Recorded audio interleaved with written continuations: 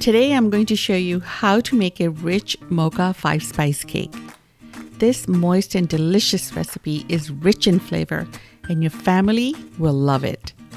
Ever since I made this for my children, they ask for it all the time, so I know it's good.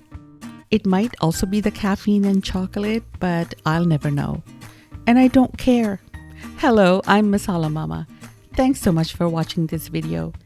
Make sure to like, subscribe, and click the bell icon to receive notifications when I post a new recipe video.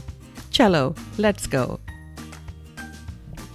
The recipe I'm showing you can make 2 8x4-inch loaves. You can find the measurements and ingredients in the description box below. But here are a few things I want to point out. The key flavor in this cake is a 5-spice blend, which you can find in our other video. Click the link in the top right corner to head over there later. I use my KitchenAid stand mixer for this recipe. You can also use a hand mixer or a whisk and get a good arm workout. Turn your oven onto 375 degrees Fahrenheit and place the oven rack in the middle. We're going to chop our semi-sweet chocolate. They don't have to be perfect slices, just small enough so you can melt them quickly in the double boiler.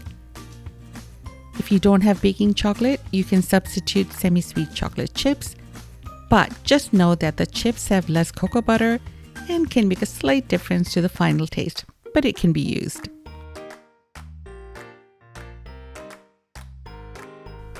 Create a double boiler by placing a saucepan on top of a pot of simmering hot water. Now that our chocolate is chopped, we will add it to our double boiler and let it melt. Make sure the heat is not high or you may risk burning the cocoa butter. Alternatively, to melt the chocolate, you can use a glass bowl in the microwave on a medium setting, stirring every 15 seconds so you don't burn the chocolate. Once the chocolate is melted, add your instant coffee and mix. Don't worry if it doesn't dissolve fully. It will blend in nicely when we add our final ingredients. Turn off the heat and keep this chocolate aside to cool down slightly. In your stand mixer, place the room temperature butter and sugar. Using the whisk attachment, blend on low speed so the sugar doesn't go flying around.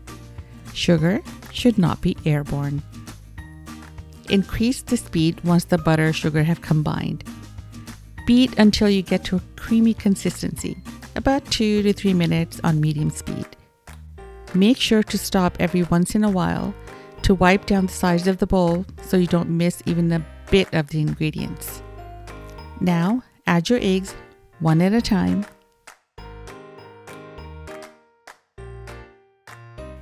Add vanilla and mix. Now you can add the chocolate mixture on medium speed until well blended. Turn off your mixer and keep aside. We will need 1 cup of boiled water for this recipe. Place your flour, baking soda, salt, and the 5-spice powder in a bowl and give it a mix. If you live in a place where your flour may get small lumps from humidity in the air, you should sift your flour to break up the lumps. I live in a perfect world, so I have perfect flour. Now, the final mixing begins. Add flour to the wet ingredients, then add boiled water, alternatively starting and ending with flour. Keep the speed low because you're not whipping anything. Do not whip it good. And you don't want hot water splashing out either. This isn't Canada's Wonderland. You can also do this with a hand whisk at this point. Don't forget to wipe down sides of the bowl with a spatula to make sure there are no lumps.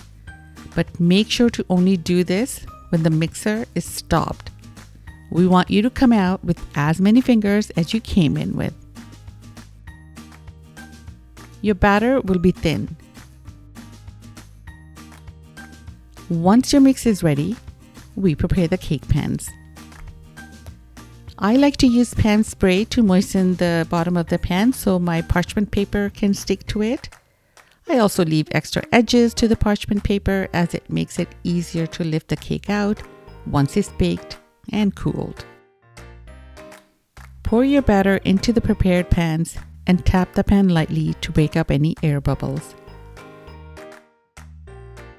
Place the cake pans in the oven at 375 degrees for 30 minutes.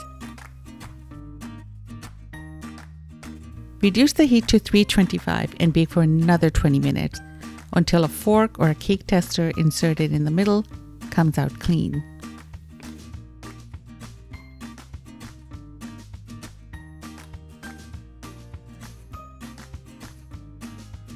Remove the cakes and set the pans on a cooling rack for 20 minutes before removing the cake from the pans.